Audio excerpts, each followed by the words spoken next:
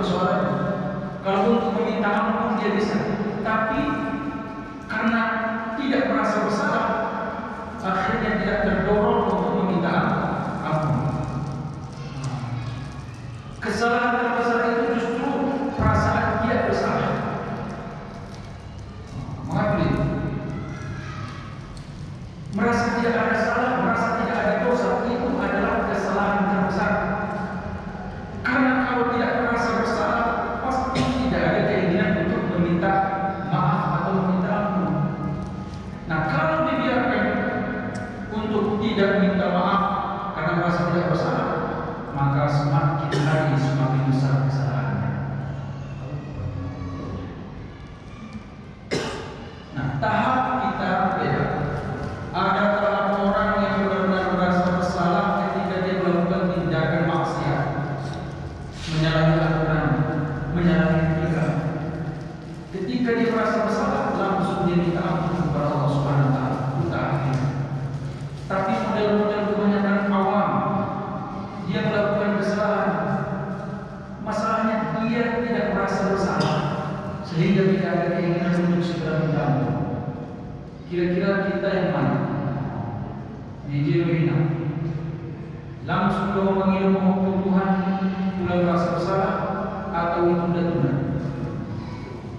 Bagaimana memprediksi atau memperhitungkan apakah kita bagian dari orang yang selalu merasa bersalah kepada Allah lalu kemudian meminta ampun, atau justru menunda minta ampun karena merasa tidak terlalu bersalah? Itu caranya. Kalau meninggalkan sholat, apakah segera diqadha atau tidak? Ada ternyata orang dia tinggalkan sholat tapi tidak mau mengqadhanya. Kenapa? Merasa tidak bersalah, tidak bersalah, sehingga dia tidak meminta ampunan atau tidak segera meminta untuk dimaafkan. Nah, yang merasa bersalah itu segera diqadhanya itu. Misalnya dia tidur malam hari terlalu lama, jam 12 dia baru tidur. Paginya dia bangun sudah jam 8, sholat subuhnya ketinggalan.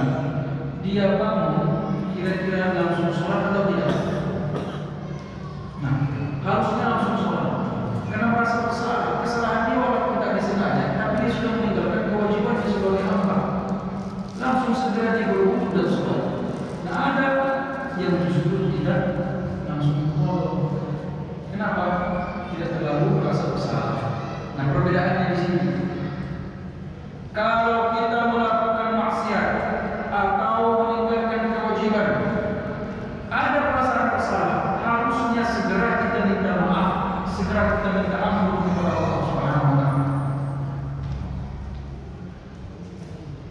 Kalau ternyata kita tidak segera minta ampun, bisa jadi perasaan bersalah itu ada. Kalau urusan perasaan, kita berbicara masalah nafsu, ya.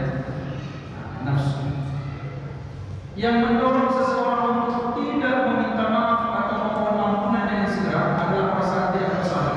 Perasaan tidak bersalah itu ditutupi atau didorong oleh nafsu lawwamah. Nafsu lawwamah itu adalah upaya untuk tidak melakukan kebaikan. Jadi ada kalanya kita senang kita mau qadha sholat tadi, udah mau ikut ke masjid kita berjamaah, udah mau ikut kita pengajian, udah mau ikut kita zikiran, tetapi ada dorongan dari hati tiba-tiba gak usah mau ikut. Ngapain mau dengarkan Ustaz? Berulang kali dia masuk ke arah yang bisa kita dengar apa yang disampaikan, macam-macam tadi, sehingga kita tidak merasa semangat untuk mengikuti ibadah tadi. Itu nafsu lawwamah yang mendorong. Hilanglah perasaan bersalah itu. Nah, kalau hilang perasaan bersalah, akhirnya tidak mau minta ampun kepada Allah Subhanahu wa Ta'ala. Padahal sabiqu ila maghfirah, berlomba-lombalah kalian untuk mendapatkan ampunan Allah. Berlomba. Bagaimana berlomba itu? Berlomba itu ya kita harus lebih cepat dibandingkan yang lain. Cemburu-cemburuan. Jangan sampai kawan kita yang lebih khusyuk dibanding kita. Jangan sampai jemaah sebelah kita ini lebih paten dari kita dalam ibadah. Itu harus ada sifat cemburu tadi Pak. Nah, misalnya kawan sebelah rubuknya lurus, gitu kan? Awak juga harusnya udah bisa lurus dengan ukuran usia yang masih relatif muda. Harusnya kita bisa lebih lurus dibanding dia. Tapi kita kebetulan tidak terlalu lurus rupuknya sebelum-sebelumnya. Begitu melihat kawan yang lurus rupuknya, ada rasa cemburu. Saya harus lebih lurus dibanding dia. Baca Qurannya,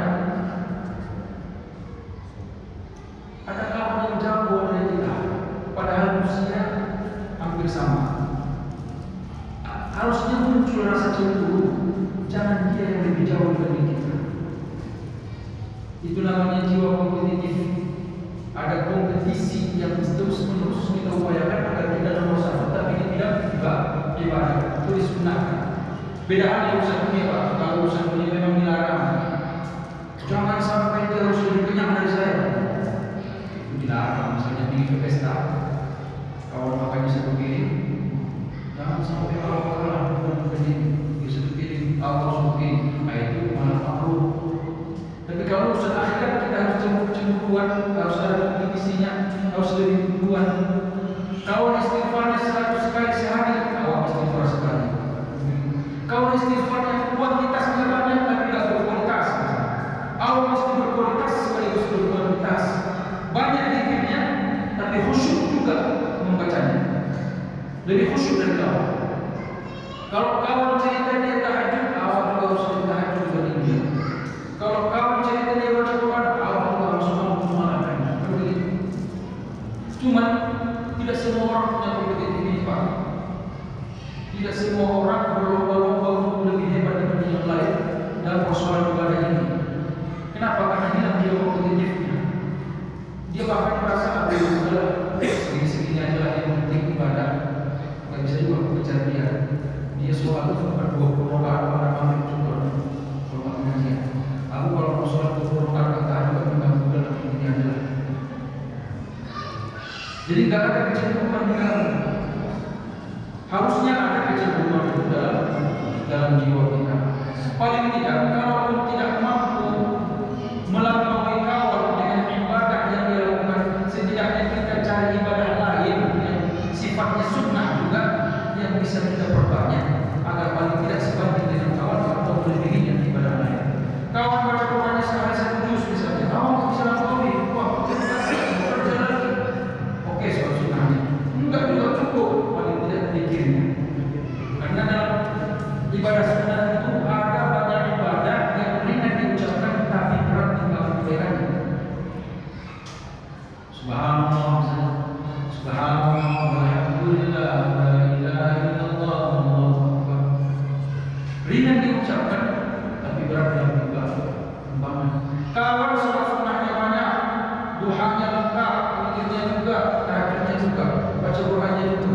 Kita tak sanggup seperti dia, tapi kita juga harus berjuang untuk paling tidak menyampaikan kalau bisa melewatinya. Tapi dengan ibadah ini kita nggak sanggup. Dengan ibadah apa yang bisa kita lakukan? Cari ibadah sunnah lain sebagai tambahan. Seperti tasbih tadi, subhanallah walhamdulillah. Apalagi sholawat. Allahumma shalli ala sayyidina Muhammad wa ala sayyidina Muhammad. Nah, kalau ternyata kita punya waktu yang luang, kita juga sanggup melaksanakan seperti yang dilakukan, silakan dilaksanakan. Itu maksudnya ada jiwa kompetitif kita mesti berlomba-lomba. Karena itu anjuran dari Allah Subhanahu wa taala. Tidak ada istilah udah lagi ini aja lah. Jadi kan kalau sudah ditentukan masuk surga pasti masuk surga lagi.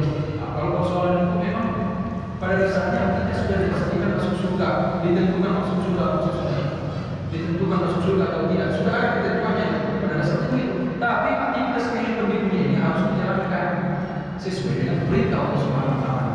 Jadi makna sahaja di sini Bapak Ibu adalah bagaimana untuk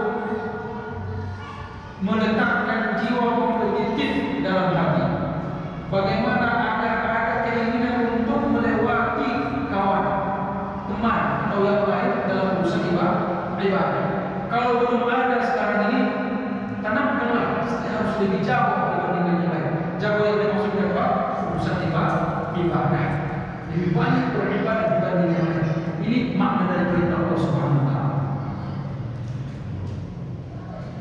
Biasanya orang cemburu itu butuh harta ya.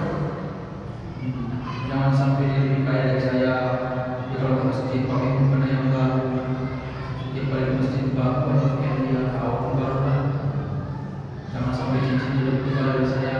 Setiap ke masjid tukar-tukar cincinnya awal lebih cantik kan. Makruh kalau urusan dunia. Harusnya pikiran kita bukan ke sana lagi. Dia datang ke masjid dia sholat yang khusyuk.